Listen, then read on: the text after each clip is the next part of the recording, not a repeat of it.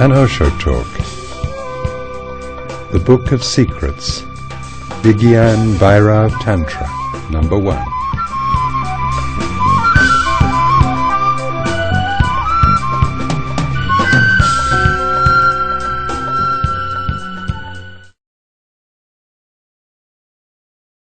Devi asks, O Shiva, what is your reality?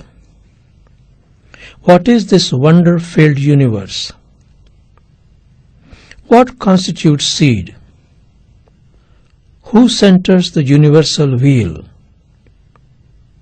What is this life beyond form pervading forms? How may we enter it fully, above space and time, names and descriptions? Let my doubts be cleared.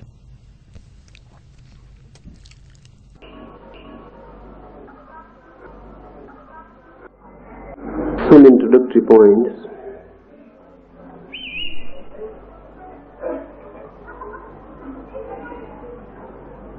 First, the world of Vigyan Bhairav Tantra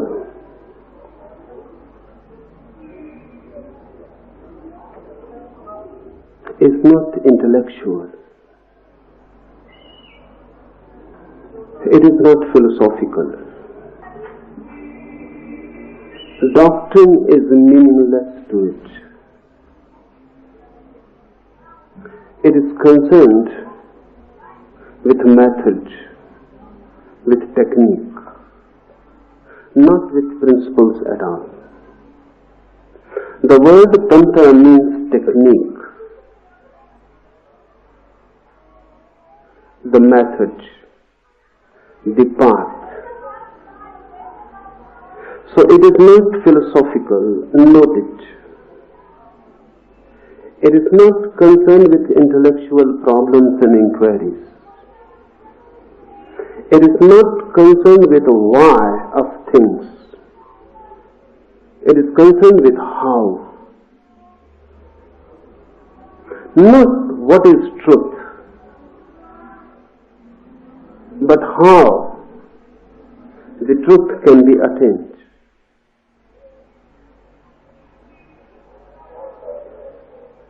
Tantra means technique. So this treatise is a scientific one. Science is not concerned with why. Science is concerned with how.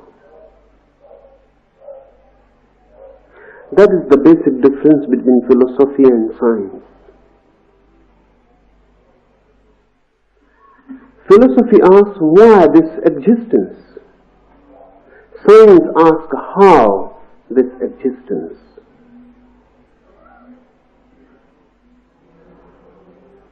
The moment you ask the question how, method, technique becomes important. Theories become meaningless. Experience becomes the center. Tantra is science.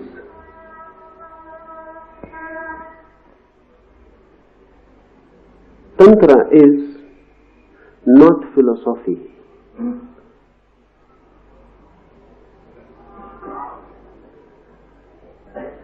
To understand philosophy is easy because only your intellect is required. If you can understand language, if you can understand concepts, you can understand philosophy. You need not change. You require no transformation. As you are, you can understand philosophy, but not Tantra. You will need a change, or rather a mutation. Unless you are different, Tantra cannot be understood. Because Tantra is not an intellectual proposition. It is an experience.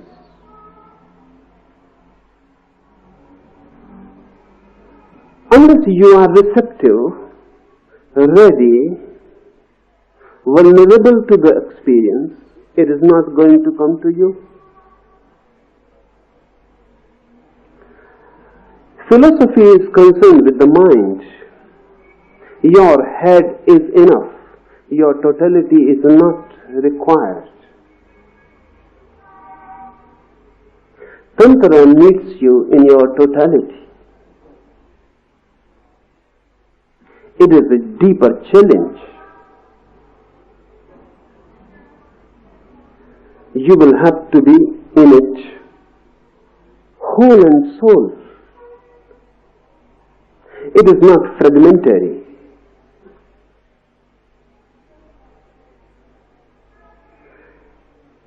A different approach, a different attitude, a different mind to receive it is required.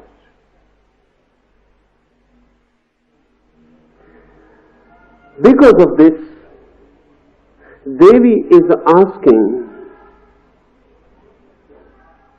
of course, apparently philosophical questions. The Tantra starts with Devi's questions. All the questions can be tackled philosophically. Really, any question can be tackled in two ways. Philosophically or totally. Intellectually or existentially. For example, if someone asks what is love, you can tackle it intellectually. You can discuss. You can propose theories. You can argue for particular hypothesis. You can create a system, a doctrine. And you may not have known love at all. To create a doctrine, experience is not needed. Really, on the contrary, the less you know, the better. Because then you can propose a system unhesitatingly. Only a blind man can define what is light easily. When you don't know, you are bold. Ignorance is always bold. Knowledge hesitates. And the more you know, the more you feel the ground underneath is dissolving. The more you know, the more you feel how ignorant you are.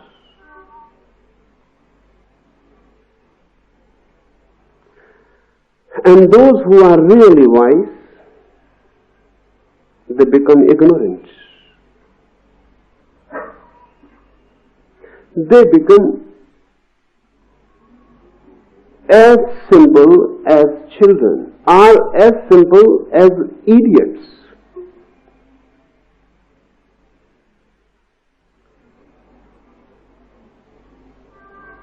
The less you know, the better to be philosophic, to be dogmatic, to be doctrinaire.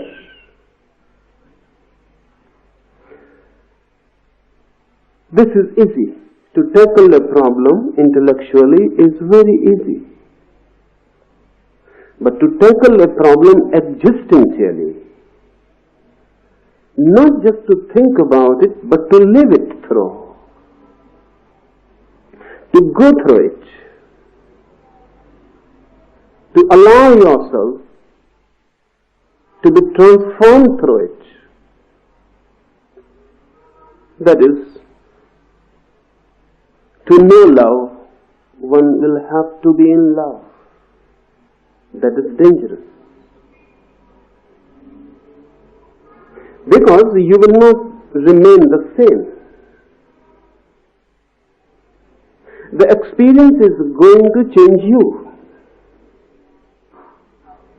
The moment you enter love, you enter a different person. And when you will come out, you will not be able to recognize your old face. It will not belong to you. A discontinuity has happened. Now there is a gap. The old man is dead, and the new man has come.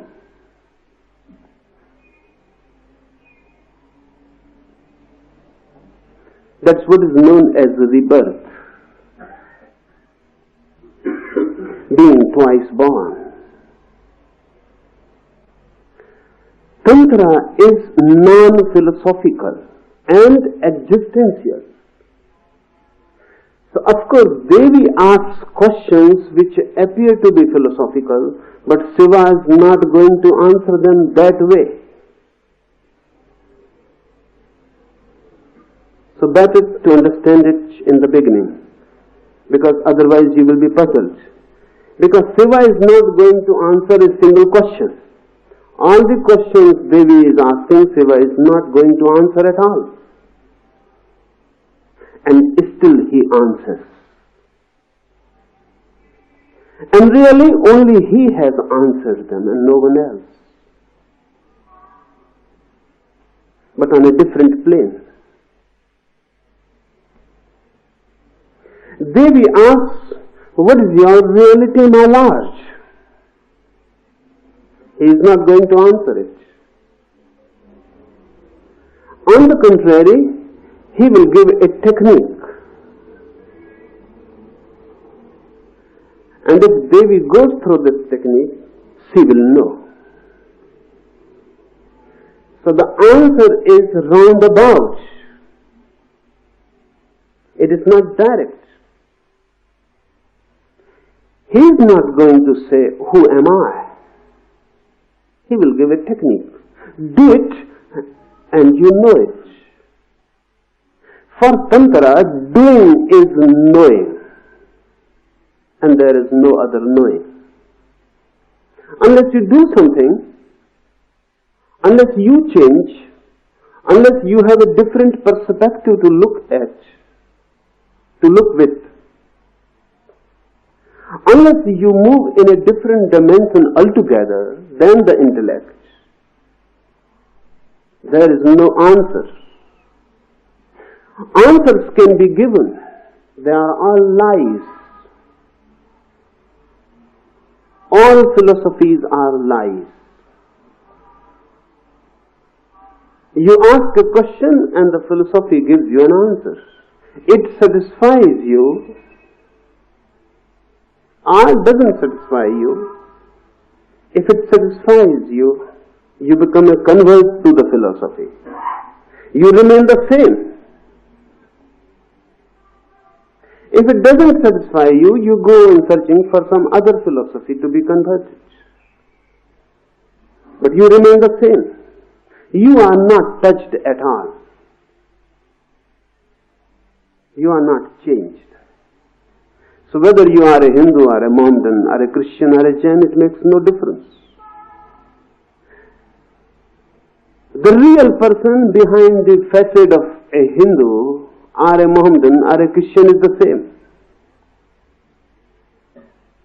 Only words differ, or clothes.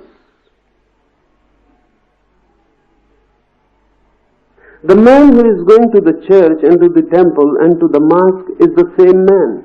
Only faces differ. And they are faces false, mask. Behind the mask you will find the same man. The same anger, the same aggression, the same violence, the same greed, the same lust. Everything the same. Is Mohammedan sexuality different from Hindu sexuality?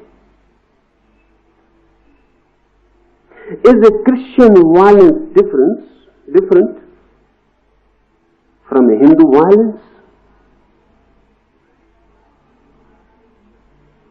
It is the same. The reality remains the same, only clothes differ. Tantra is not concerned with your clothes. Tantra is concerned with you. If you ask a question, it shows where you are. It shows also that wherever you are, you cannot see. That's why the question. A blind man asks, what is light? Philosophy will start answering, what is light? Tantra will know only this, that if a man is asking what is light, it shows simply only this, that he is blind. Tantra will start operating on the man, changing the man so that he can see. Tantra will not say what is light. Tantra will say how to attain insight, how to attain seeing, how to attain vision. When the vision is there, the answer will be there. Tantra will not give you the answer, Tantra will give you the technique. How to attain the answer. Now, this answer is not going to be intellectual. If you say something about light to a blind man, this is intellectual. If the blind man himself becomes capable of seeing, this is existential. This is what I mean, Tantra is existential. So Shiva is not going to answer Devi's questions. Still, he will answer. The first thing. The second thing,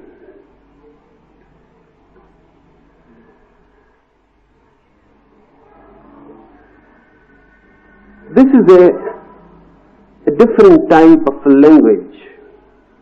You must know something about it before we enter into it. All the Tantra treatises are dialogues between Shiva and Devi. Devi questions and Shiva answers. All the Tantra treatises start that way. Why? Why this method? It is very significant. It is not a dialogue between a teacher and a disciple. It is a dialogue between two lovers.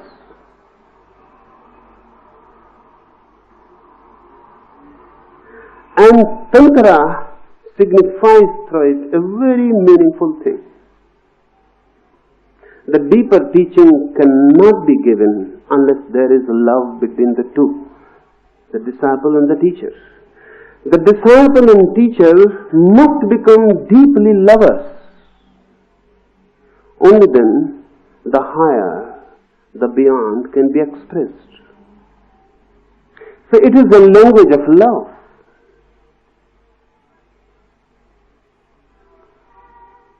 The disciple must be in an attitude of love. Not only this, because friends can be lovers. But Tantra says, a disciple means a receptivity. So the disciple must be in a feminine receptivity. Only then. You may not be a woman to be a disciple, but you need to be in a feminine attitude of receptivity. Devi asks, it means the feminine attitude asks. Why this emphasis on feminine attitude? Man and woman are not only physically different, they are psychologically different. Sex is not only a difference in the bodies, It is a difference in psychologies also. A feminine mind means receptivity, total receptivity, surrender, love. A disciple needs a feminine psychology, otherwise he will not be able to learn. You can ask, but if you are not open, then you cannot be answered. You can ask a question and it's still remaining closed. Then the answer cannot penetrate you. Your doors are closed. You are dead. You are not open. A feminine receptivity means a womb-like receptivity in the inner depth. So you can receive. And not only that, much more is implied. A woman is not only receiving something, the moment she receives it, it becomes a part of her body. A child is received. A woman conceives. The moment there is conception, the child has become part of the feminine body. It is not alien. It is not foreign. It has been absorbed. Now the child will live not as something added to the mother, but just a part, just as the mother. And the child is not only received, the feminine body becomes creative. The child begins to grow. A disciple means a womb-like receptivity. Whatsoever is received is not to be gathered as a dead knowledge. It must grow in you. It must become blood and bones in you. It must be a part now. It must grow.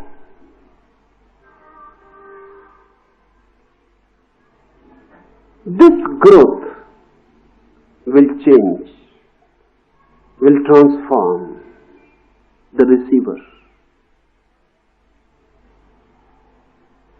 That's why Tantra uses this device.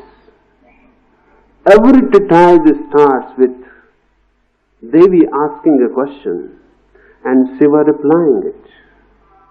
Devi is Shiva's consort, his feminine part. One thing more. Now, modern psychology, depth psychology particularly, says that man is both man and woman. No one is just male and no one is just female.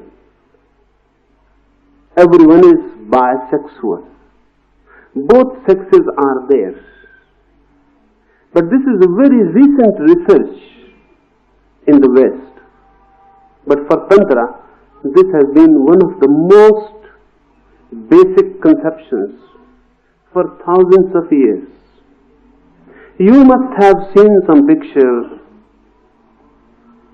of Shiva as Ardhanarishwar, half man, half woman. That is the only concept in the whole history of man. Shiva is depicted as half man, half woman. So Devi is not just a consort, it is Shiva's other half. And unless a disciple becomes the other half of the teacher, it is impossible to convey the higher teachings, the esoteric methods. When you become one, then there is no doubt. When you are one with the teacher, so subtly one, so deeply one, there is no argument, no logic, no reason. One simply absorbs one becomes a womb, and then the teaching begins to grow and change you.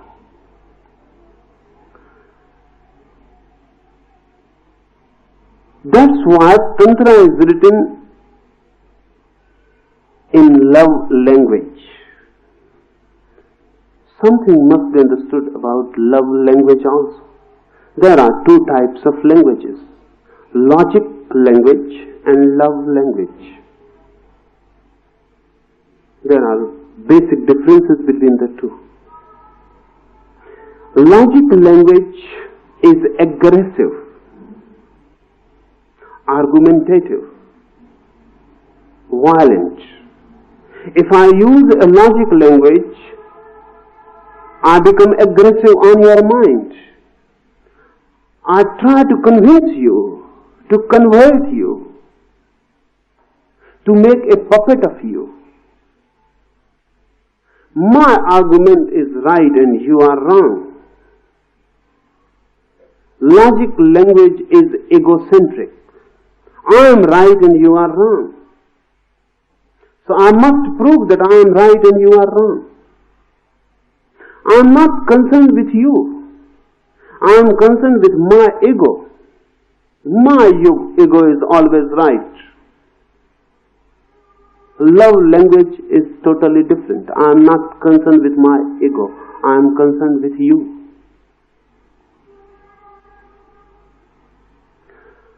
I am not concerned to prove something to strengthen my ego. I am concerned to help you.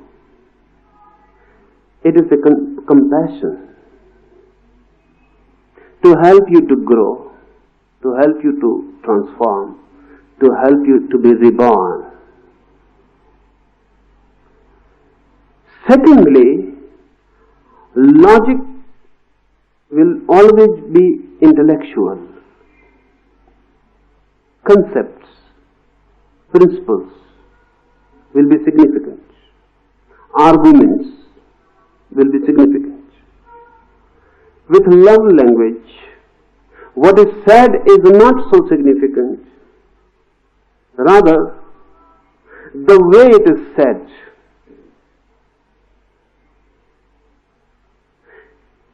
The container, the word is not important. The content, the message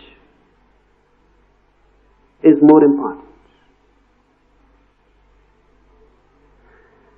It is a heart-to-heart talk, not a mind-to-mind discussion. It is not a debate. It is a communion. So this is rare. Parvati is sitting in the lap of Shiva and asking. And Shiva answers. It is a love dialogue. No conflict. As if Shiva is speaking to himself.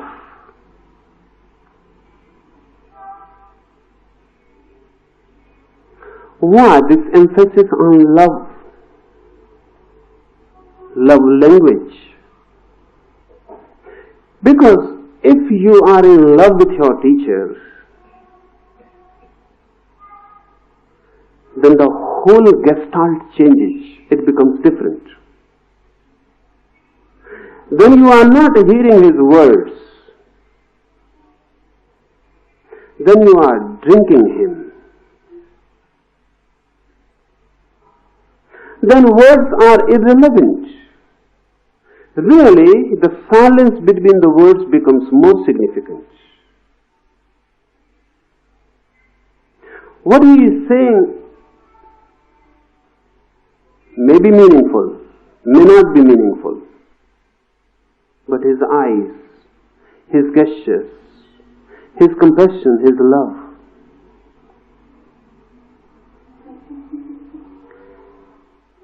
That's why Tantra has a fixed device, a structure.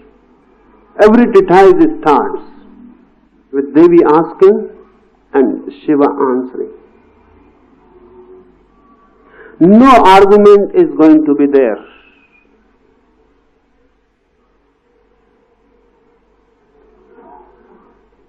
no wastage of words. Very simple statements of fact. Telegraphic messages.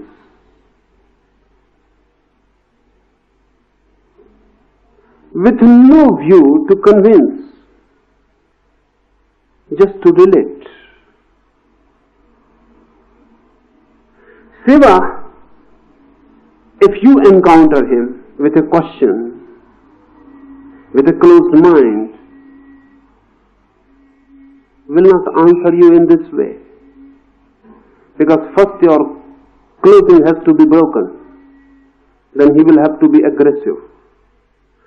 Then your prejudices, then your preconceptions, they have to be destroyed. Unless you are cleared completely of your past, nothing can be given to you.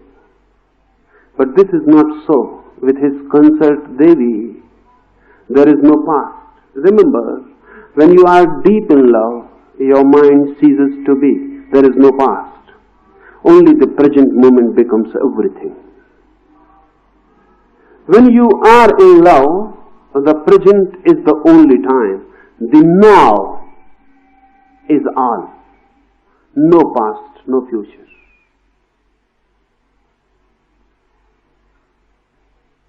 So Devi is just open.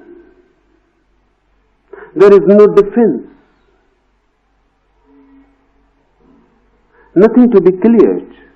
Nothing to be destroyed. The ground is ready. Only a seed has to be dropped. The ground is not only ready but welcoming, receptive, asking to be impregnated.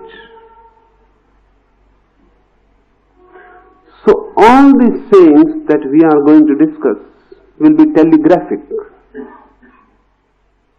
They are just sutras. But each sutra, each telegraphic message given by Shiva is worth a Veda, worth a Bible, worth a Quran. Each single sentence can become the base of a great scripture.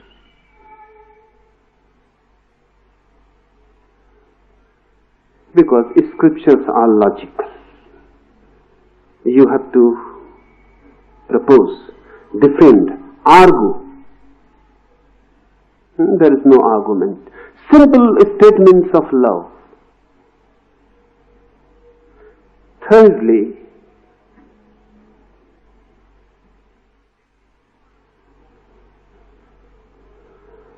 Vigyan Bhairav Tantra.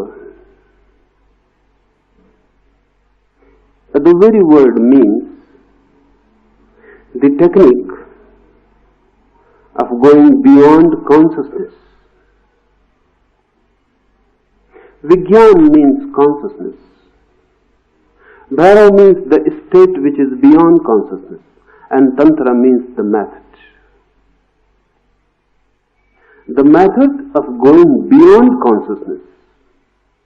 This is the supreme doctrine, without any doctrine. We are unconscious.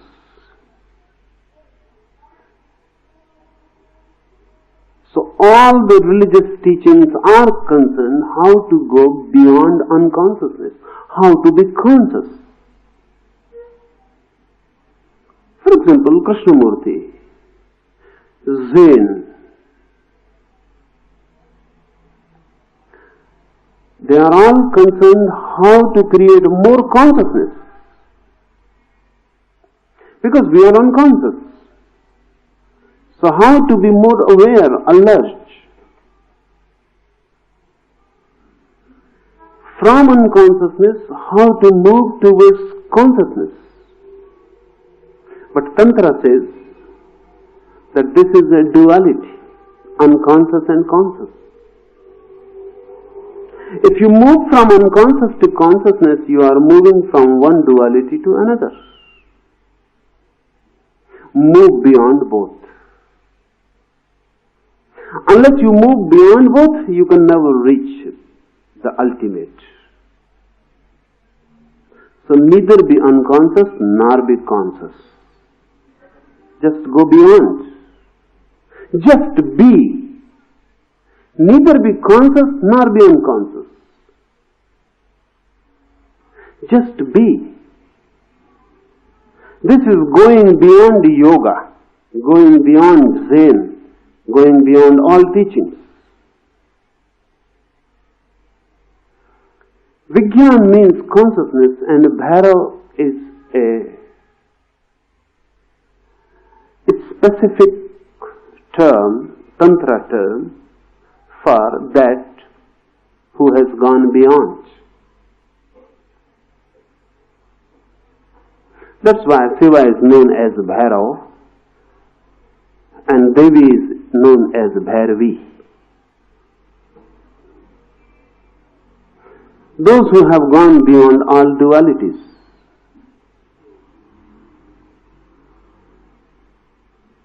In our experience, only love can give us a glimpse. That's why love becomes the very basic device to impart Tantra wisdom.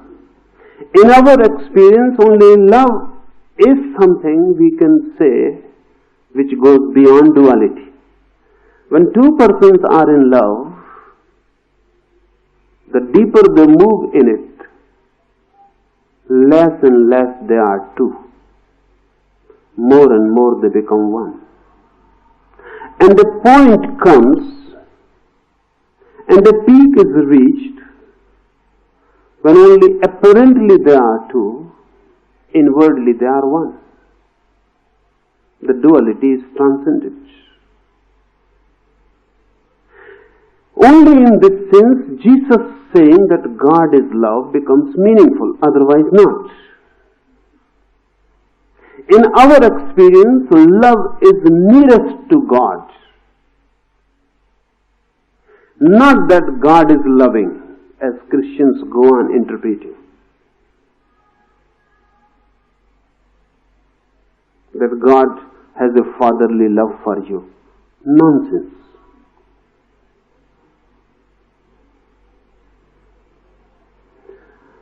God is love is a Tantra statement. It means love is the only reality in our experience which approximately reaches nearest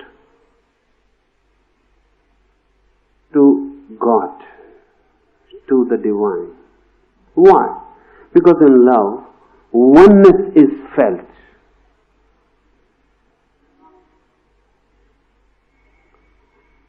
Bodies remain two, and something beyond the bodies merges and becomes one. That's why so much hankering after sex. The real hankering is after oneness, but that oneness is not sexual. In sex, only two bodies have a deceptive feeling of becoming one. They are not one. They are only joined together.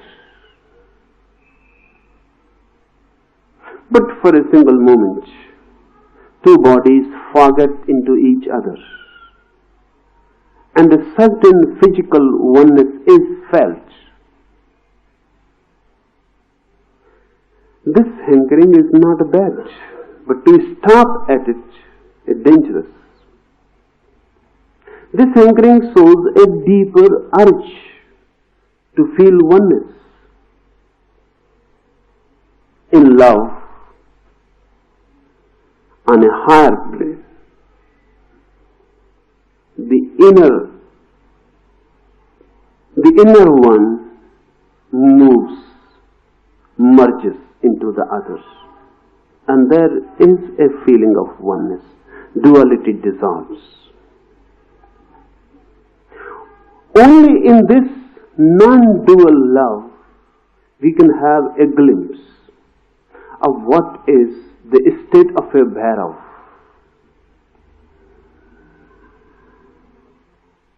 We may say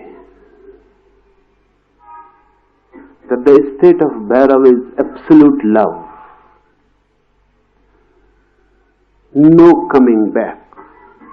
From the peak of love, no falling back. Remaining on the peak. We have made Shiva's abode on Kailash. That is simply symbolic. The highest peak. The holiest peak. We have made it Shiva's abode. We can go there, but we will have to come down. It cannot be our abode. We can go on a pilgrimage.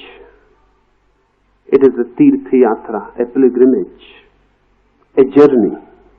We can touch for a single moment the highest peak. Then we will have to come back. In love, this holy pilgrimage happens, but not for all. Because no one moves beyond sex. So we go on living in the valleys, dark valleys. Sometimes someone moves to the peak of love, but then falls back because it is so dizzy, it is so high, and you are so low, and it is so difficult to live there. Those who have loved, they know how it is difficult to be constantly in love. One has to come back again and again.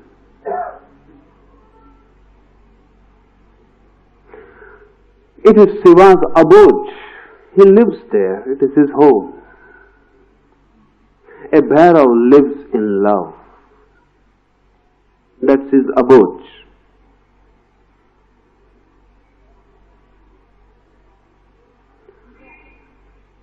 When I say that's his abode, I mean now he is not even aware of love. Because if you live on Kailash, you will not be aware that this is Kailash. This is a peak. The peak becomes a plain thing. Shiva is not aware of love. We are aware of love because we live in non-love. And because of the contrast, we feel love. Shiva is love. The state of bhairava means one who has become love, not loving. One who has become love. One who lives on the peak. The peak has become his abode. How to make this highest peak possible, beyond duality, beyond unconsciousness, beyond consciousness, beyond the body and beyond the soul, beyond the world and beyond the so-called moksha.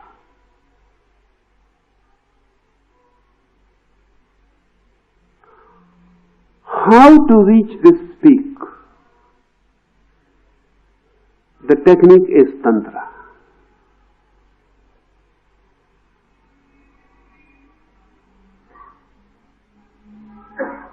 But Tantra is pure technique. So it is going to be difficult to understand. First, let us understand the questions, what Devi is asking. O Shiva, what is your reality?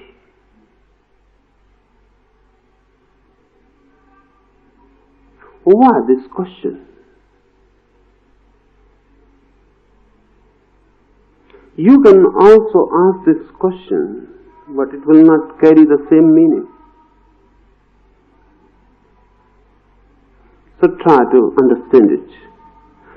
Why Devi asks, what is your reality? Devi is in deep love. When you are in deep love, for the first time, you encounter the inner reality. Then Shiva is not the form. Then Shiva is not the body. When you are in love, the body of the beloved falls, disappears. The form is no more, and the formless is revealed. You are facing an abyss. That's why we are so afraid of love. We can face a body. We can face a face. We can face a form. We are afraid of facing an abyss. If you love someone, if you really love, his body is bound to disappear. In some moments of climax, of peak, the form will dissolve. And through the beloved, you will enter the formless. That's why we are afraid. It is falling into a bottomless abyss. So this question is not just a simple curiosity. O Shiva, what is your reality? Devi must have fallen in love with the form. Things start that way. She must have loved this man as man, and now when the love has come of age, when the love has flowered, this man has disappeared. He has become formless. Now he is to be found nowhere. O Shiva, what is your reality? It is a question asked in a very intense love moment. And questions become different with the mind in which they are asked, the moment they are raised.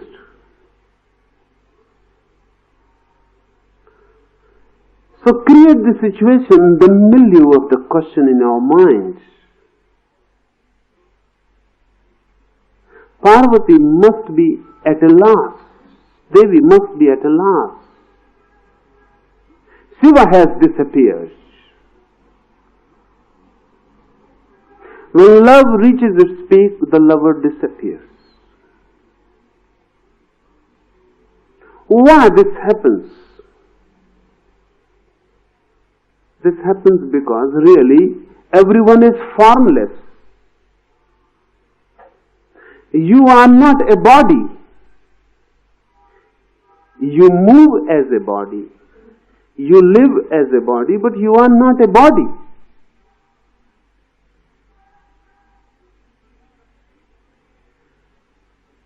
When we see someone from the outside, he is a body. Love penetrates within. Then we are not seeing the person from the outside. Love can see the person as the person can see himself from within. Then the form disappears.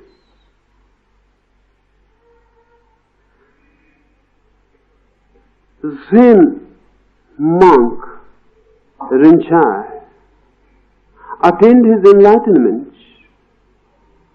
and the first thing he accepted, where is my body? Where my body has gone? And he began to search. And he called his disciples and he said, go and find out where is my body. I have lost my body. He has entered the formless. You are also a formless existence. But you know yourself not directly, you know from others' eyes. You know through the mirror.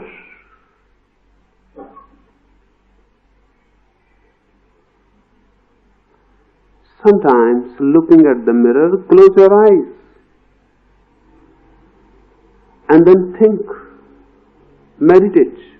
If there was no mirror, how could you have known your face?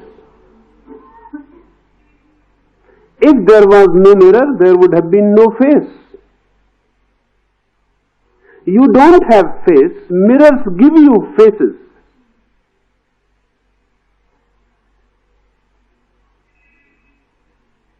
Then think of a world there is no mirror. You are alone. No mirror at all. Not even others' eyes working as mirrors. You are alone on a lonely island. Nothing can mirror you. Then will you have any face? Or will you have any body? You cannot have. You are not having it at all. Because we know ourselves through others, and the others can know only the outer form. That's why we become identified with it.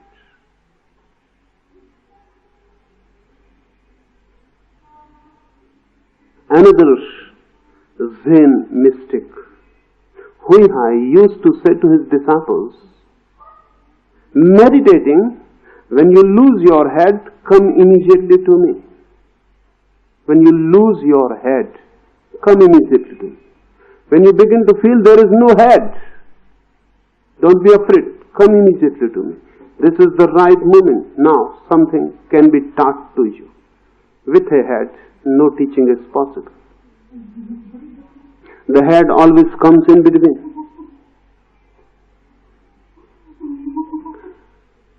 Parvati Devi asked Shiva, "O Shiva, what is your reality?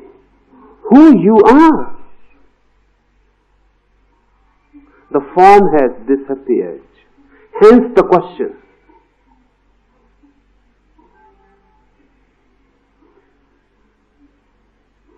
In love, you enter the other as himself. It is not you entering. You become one, and for the first time, you know an abyss, just a formless presence.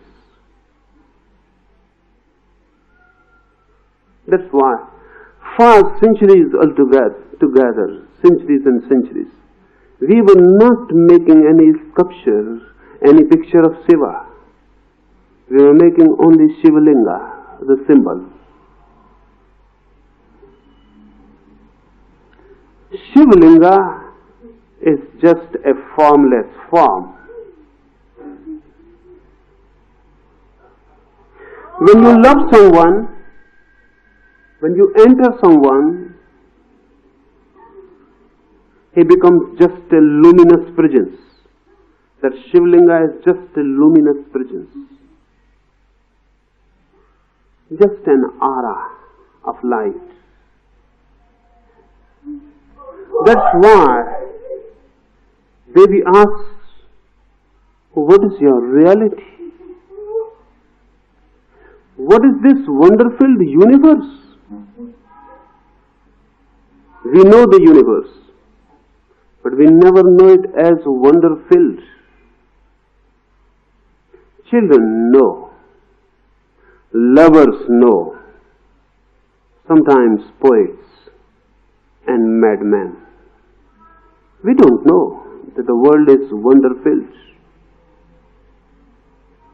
Everything is just repetitive, no wonders, no poetry, just flat prose.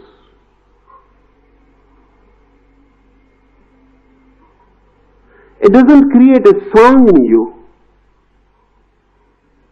It doesn't create a dance in you. It doesn't give birth to a poetry inside. The whole universe looks mechanical. Children look at it with wonder-filled eyes. When the eyes are wonder-filled, the universe is wonder-filled. When you are in love, you again become like children. Jesus says, only those who are like children will enter my kingdom of God. Why? Because if the universe is not a wonder, you cannot be religious. The universe can be explained, then your approach is scientific. The universe is known or unknown, but that which is unknown can be known any day. But it is not unknowable. The universe becomes unknowable, a mystery, only when your eyes are wonder-filled. Devi says, what is this wonder-filled universe? And suddenly the jump from a personal question to a very impersonal one. She was asking, what is your reality? And then suddenly, what is this wonder-filled universe? When form disappears, your beloved becomes the universe, the formless, the infinite. Suddenly, Devi becomes aware. She is not asking a question about Shiva, she is asking a question about the whole universe. Now the Shiva has become the whole universe. Now all the stars are moving in him, and the whole firmament and the whole space is surrounded by him. Now he is the great engulfing factor, the great encompassing. Jasper has defined God as the great encompassing. When you enter in love, in a deep, intimate world of love, the person disappears, the form disappears, and the lover becomes just a door to the universe. Your curiosity can be a scientific one. Then you have to approach through logic. Then you must not think of the formless. Then beware of formless. Then remain content with the form. So science is always concerned with the form. If anything formless is proposed to a scientific mind, he will cut it into forms. Unless it takes a form, it is meaningless. First give it a form, a definite form, only then the inquiry starts. In love, if there is form, then there is no entry. Dissolve the form. When things become formless, dizzy, without boundaries, everything entering another, the whole universe becomes oneness. Then only it is a wonder-filled universe. What constitutes seed? Then she goes on. From the universe, she asks, what constitutes this seed? This formless, this wonderful universe. From where it comes? From where it originates? Or it originates not? What is the seed? Who centers the universal wheel? This wheel goes on moving and moving, this great change, this constant flux. But who centers this wheel? Where is the axis? The center, the unmoving center. She doesn't stop for any answers. She goes on asking. As if she is not asking anyone, talking to herself. What is this life beyond form, pervading forms? How may we enter it fully, above space and time, names and descriptions? Let my doubts be cleared. The emphasis is not on questions, but on doubts. Let my doubts be cleared. This is very significant. If you are asking an intellectual question, you are asking for a definite answer, so that your problem is solved. But Devi says, let my doubts be cleared. She is not really asking about answers, she is asking for a transformation of her mind. Because a doubting mind will remain a doubting mind, whatsoever answers are given. Note it. A doubting mind will remain a doubting mind. Answers are irrelevant. If I give you one answer and you have a doubting mind, you will doubt it. If I give you another answer, you will doubt that also. You have a doubting mind. Doubting mind means it will put a question mark to anything. So answers are useless. You ask me who created the world, and I say you A created the world, then you are bound to ask who created A.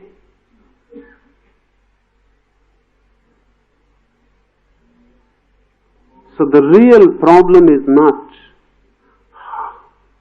not how to answer questions.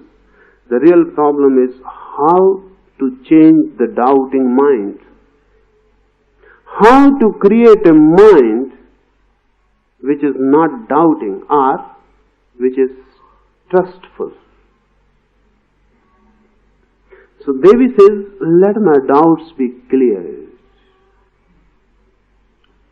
2 or 3 things more. When you ask a question, you may be asking for many reasons. One may be just this, that you want a confirmation. You already know the answer. You have the answer. You just want to be confirmed that your answer is right. Then your question is false, pseudo. It is not a question. You may be asking a question not because that you are ready to change yourself, but only just as a curiosity. The mind goes on questioning. In the mind, questions come as leaves come in a tree. That is the very nature of the mind, to question. So it goes on questioning. It matters not what you are questioning. Anything give to the mind, it will create a question. It is a grinding machine to create questions. So give it anything, it will cut it into pieces and create many questions. One question answered and the mind will create many questions from the answer. This has been the whole history of philosophy.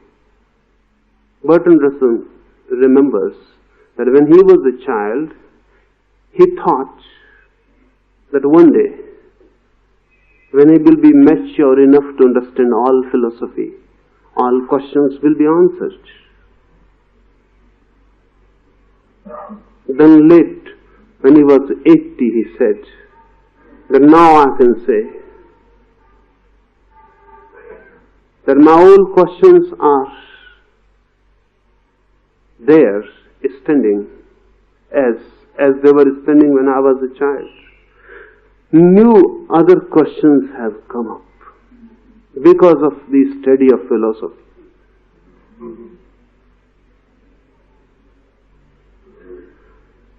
So he said that when I was young, I used to say philosophy is an inquiry for ultimate answers. Now I cannot say this. It is an inquiry for endless questions. So one question creates one answer and many questions. The doubting mind is the problem. Parvati says, don't be concerned with my questions. I have asked so many things. What is your reality? What is this wonderful universe? What constitutes seed? Who centers the universal wheel? What is life beyond forms? How we can enter it fully above time and space? But don't be concerned with my questions. Let my doubts be cleared. I ask these questions because they are in my mind. I ask them just to show you my mind. But don't pay much attention to them. Really, answers will not fulfill my need. My need is, let my doubts be cleared. But how the doubts can be cleared? Will any answer do? Is there any answer which will clear your doubts? Mind is the doubt. It is not that the mind doubts. Mind is the doubt. Unless the mind dissolves, doubts cannot be cleared.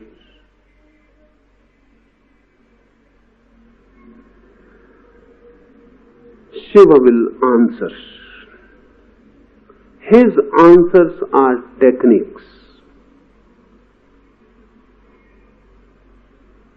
The oldest, the most ancient techniques. But you can call them latest also. Because nothing can be added to them. They are complete. 112 techniques. They have taken all the possibilities. All the ways of killing the mind. Trancing the mind. Not a single method could be added to Shiva's 112 methods. And this book, Vigyan Bhairav Tantra, is 5,000 years old.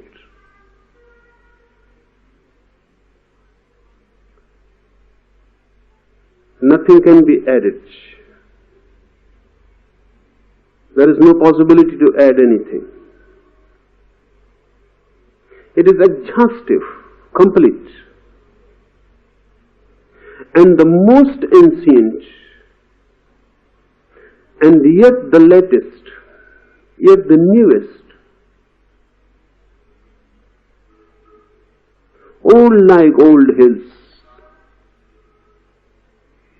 they seem eternal, and new like just a dewdrop before the sun, because they are so fresh.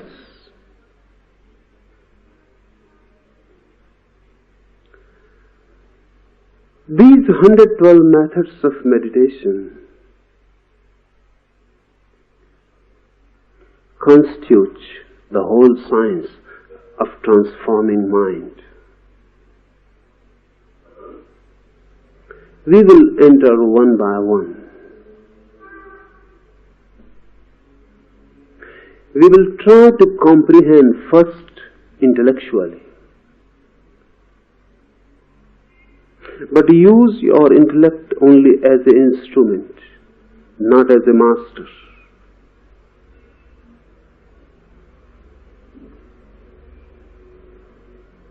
Use it as an instrument to understand something. But don't go on creating barriers by it.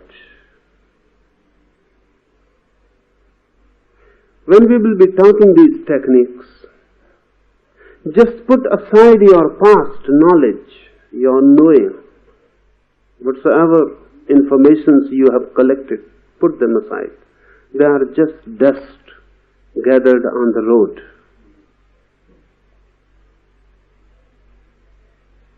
Encounter these methods with a fresh mind,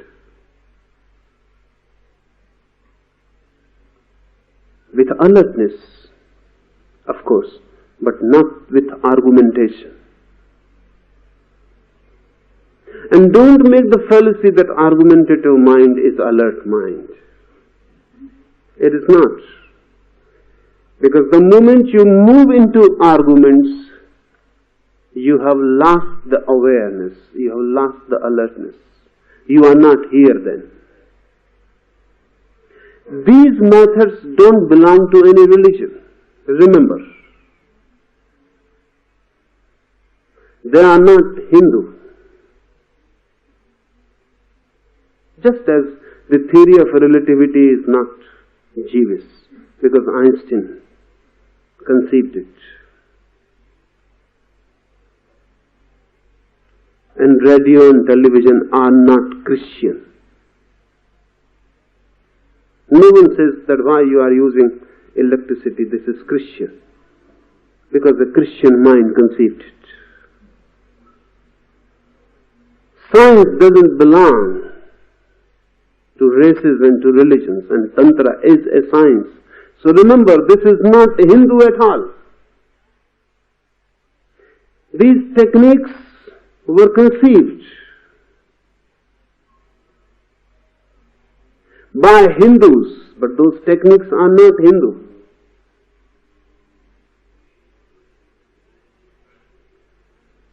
That's why this technique will not mention any religious ritual. No temple is needed. You are quite a temple yourself. You are the lab.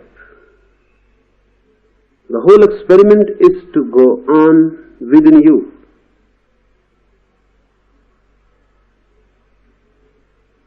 No belief is needed. This is not religion. This is science. No belief is needed. It is not required to believe in Quran or the Veda or Buddha or in Mahavir. No. No belief is needed. Only a daring to experiment is enough. Courage to experiment is enough.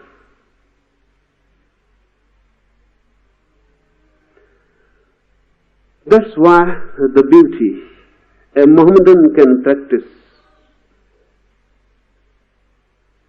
and he will reach to the deeper meanings of Quran. A Hindu can practice, and he will for the first time know what Veda is. And a Zen can practice, and a Buddhist can practice. They need not leave their religions. Tantra will fulfill them wherever they are. Tantra will be helpful whatsoever their chosen paths.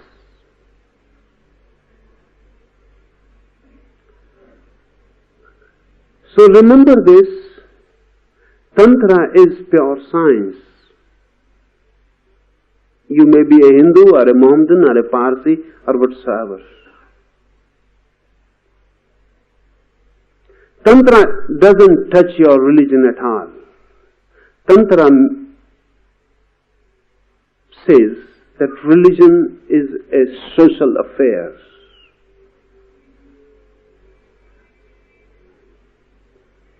So belong to any religion, it is irrelevant. But you can transform yourself. And that transformation needs a scientific methodology. When you are ill, you have fallen ill, or you have caught tuberculosis, or anything,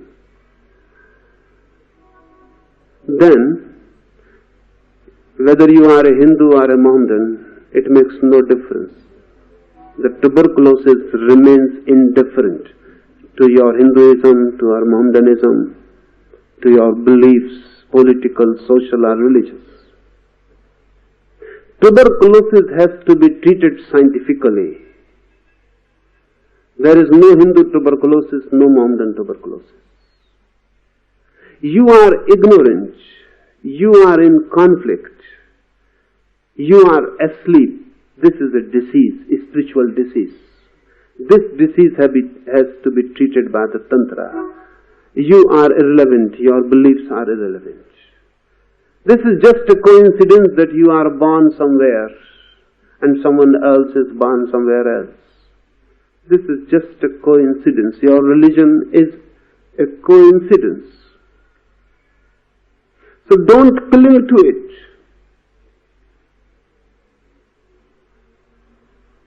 Use some scientific methods to transform yourself.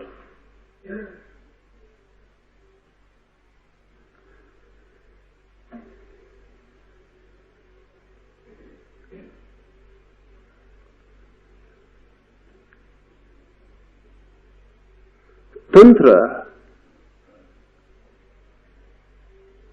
is not very well known.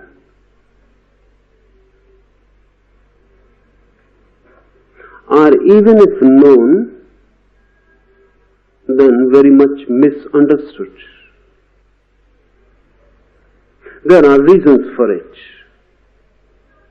Higher and purer a science, the less is the possibility of it that masses should know.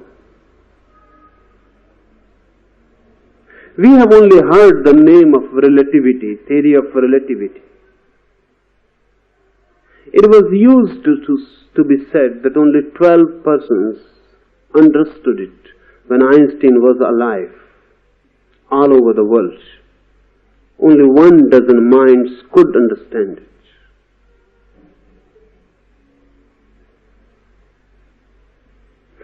It was difficult even for Albert Einstein to make it understand to someone, to make it understandable, because it moves so high, it goes above your heads.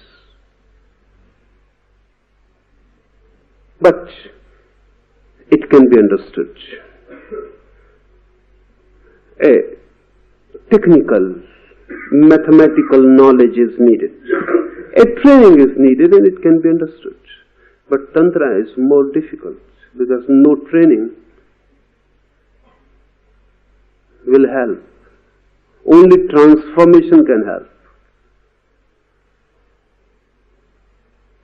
That's why Tantra could never become a mass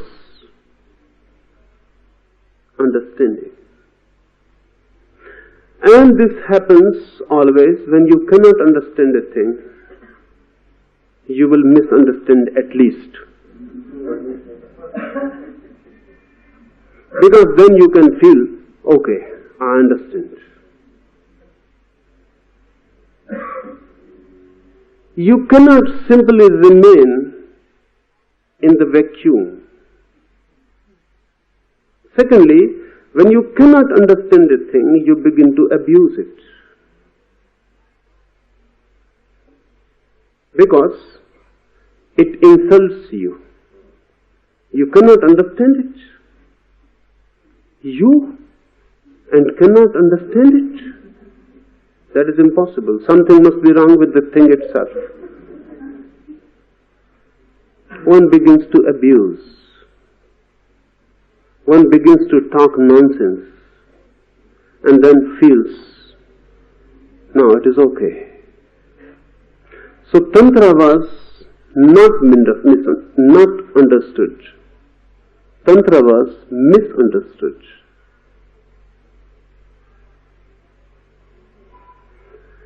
It was so deep and so high that this was natural.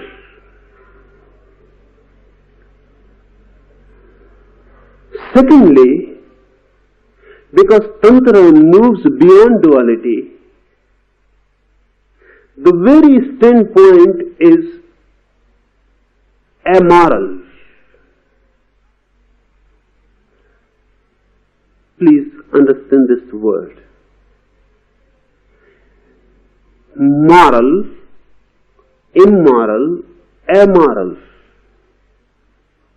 We understand morality, we understand immorality. It becomes difficult if something is amoral beyond both. Tantra is amoral. Look at it in this way. A magician is amoral. It is neither moral nor immoral. If you give it to a thief, it will help. If you give it to a saint, it will help. It will make no difference between a thief and a saint. The magician cannot say, this is a thief, so I am going to kill him. And this is a saint, so I am going to help him. A magician is a scientific thing. Your being a thief or being a saint is irrelevant.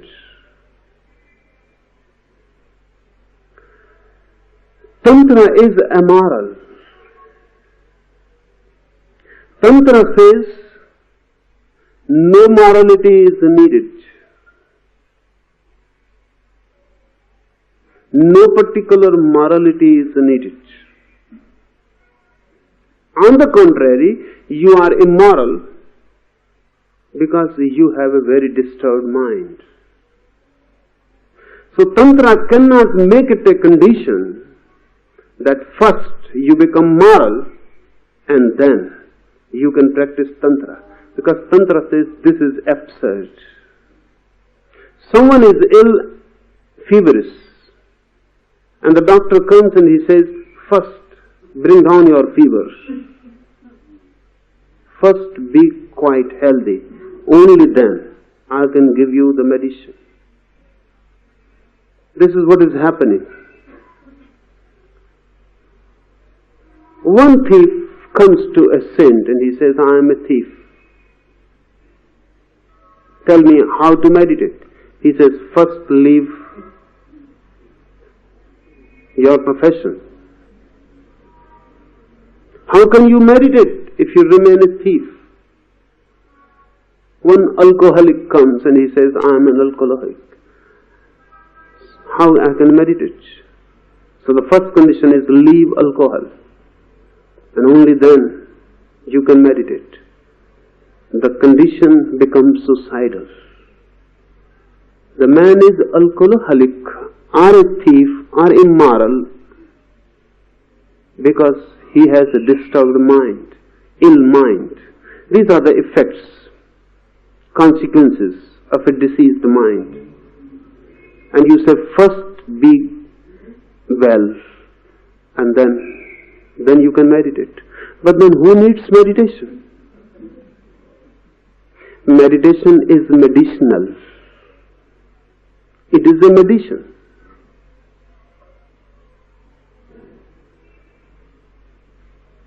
Tantra is amoral. It doesn't ask you who you are. Your being a man is enough. Wherever you are, whatsoever you are accepted. Choose a technique which fits you and put your all energy into it, and you will not be the same again. Real, authentic techniques always will be like that. If I make preconditions, so I have a pseudo technique. I say first do this and first do not do that, and then. And those are impossible conditions.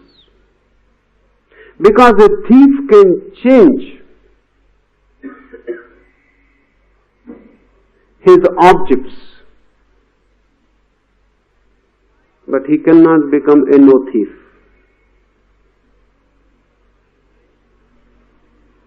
A greedy man can change his objects of greed, but he cannot become non-greedy. You can force him, or he can force upon himself non-greed also, only because of a certain greed. If heaven is promised, he may even try to be non-greedy, but this is greed par excellence. Heaven, moksha, Satchidananda, they become the objects of his greed. Tantra says you cannot change man unless you give him authentic techniques to change. Just by preaching, nothing is changed. And you can see all over the world. Whatsoever Tantra says is written all over the world. So much preaching, so much moralizing, so many priests, preachers, the whole world filled with them. And so ugly. And everything immoral. Why this is happening? The same will be the case if you give your hospitals to preachers. They will go there and they will start preaching, and they will make every ill man guilty that you are guilty. You have created this disease. Now change this disease. If preachers are given hospitals, what will be the condition of hospitals?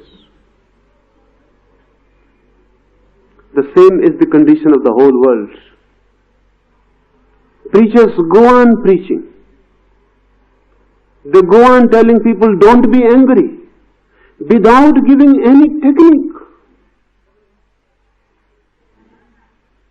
And we have heard this teaching for so long that we never raise even a question that what are you telling me? I am angry and you simply say don't be angry. How this is possible? When I am angry, it means I am anger. And you tell me just don't be angry. So only I can suppress myself. That will create more anger. That will create guilt. Because if I try to change and cannot change myself, that creates inferiority. That gives me a feeling of guilt that only I am incapable. I cannot win my anger. No one can win. You need certain weapons. You need certain techniques. Because your anger is just an indication of a disturbed mind. Change the disturbed mind and the indication will change. Anger is just sowing what is within. Change the within and the without will change. So Tantra is not concerned with your so-called moralities. Really, to emphasize morality is mean. It is degrading. It is inhuman. When someone comes to me and I say, leave anger first, leave sex first, leave this and that, I am inhuman. What I am saying is impossible. And the impossibility will make that man feel inwardly mean. He will begin to feel inferior.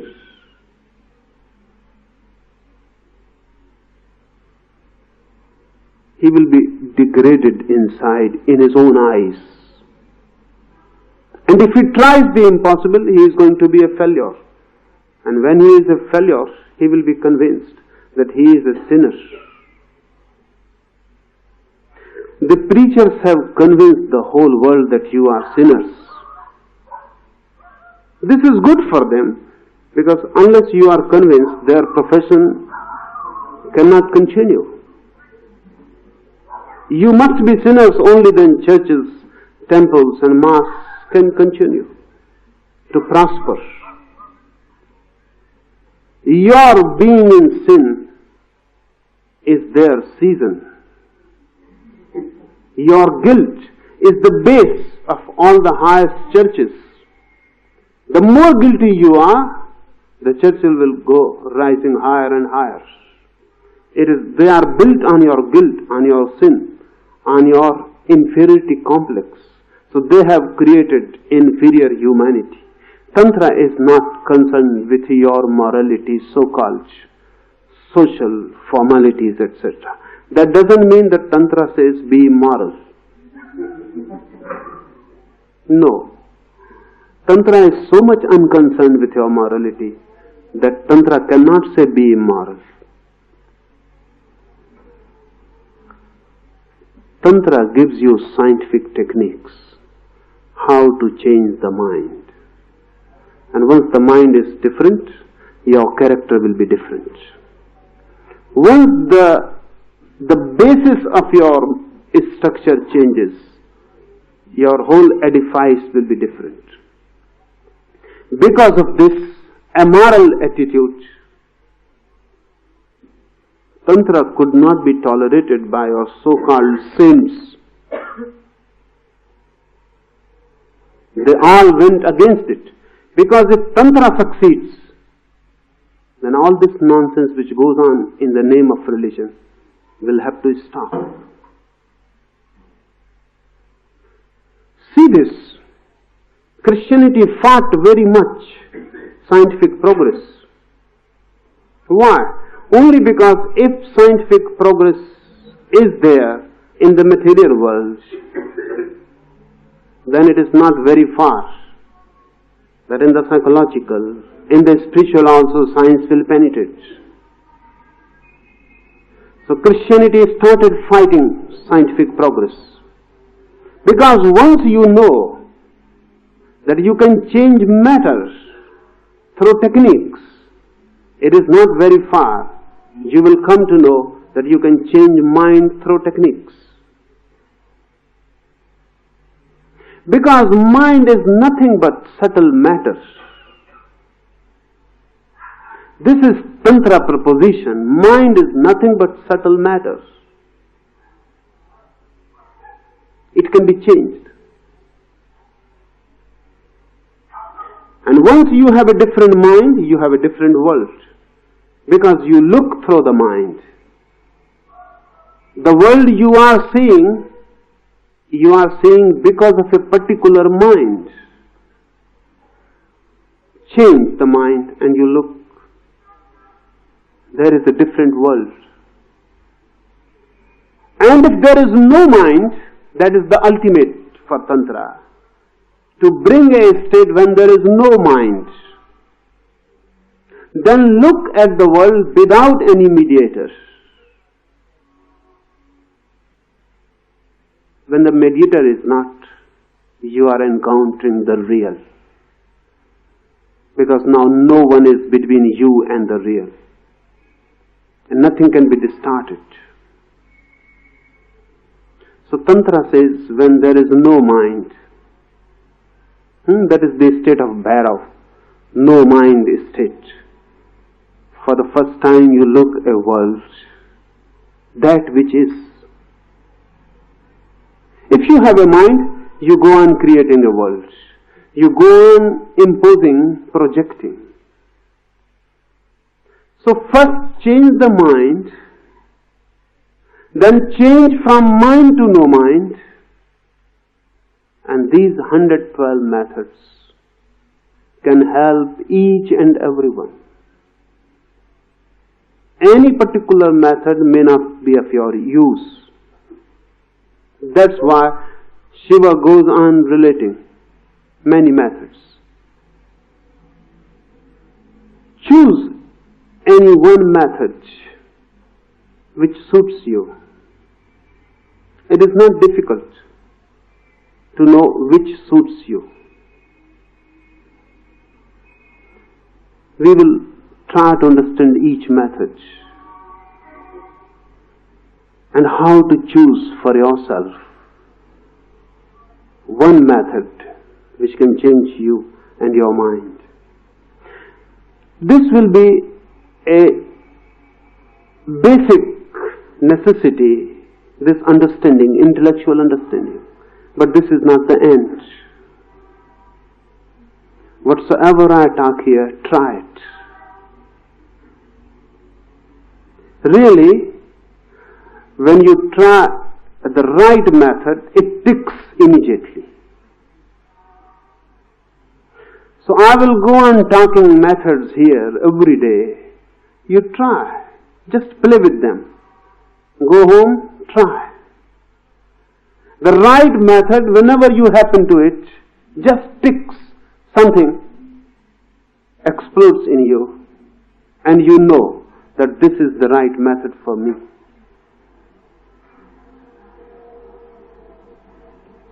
But effort is needed. And you may be surprised suddenly one day that one method has taken your grip.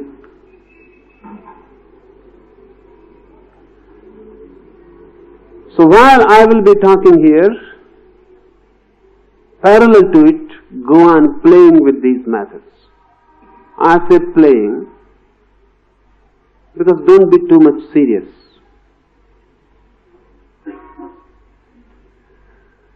Just play. Something may fit you. If it fits you, then be serious. And then go deep in it, intensely, honestly, with your all energy, with all your mind. But before that, just play.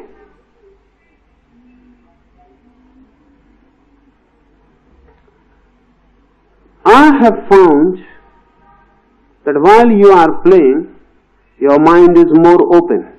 While you are serious, your mind is not so open, it is closed. So just play. Don't be too serious. Just play. And these methods are simple. You can play with them. Take one method, play with it for at least 3 days. If it gives you a certain feeling of affinity, if it gives you a certain feeling of well-being, if it gives you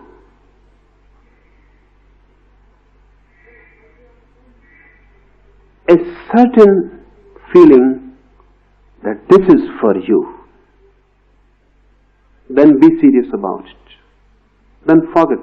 Then don't play with other methods. Then stick to it, at least for 3 months. Miracles are possible. The only thing is the technique must be for you. If the technique is not for you, then nothing happens. And you may go on with it for lives together, nothing will happen. If the method is for you, then even 3 minutes are enough.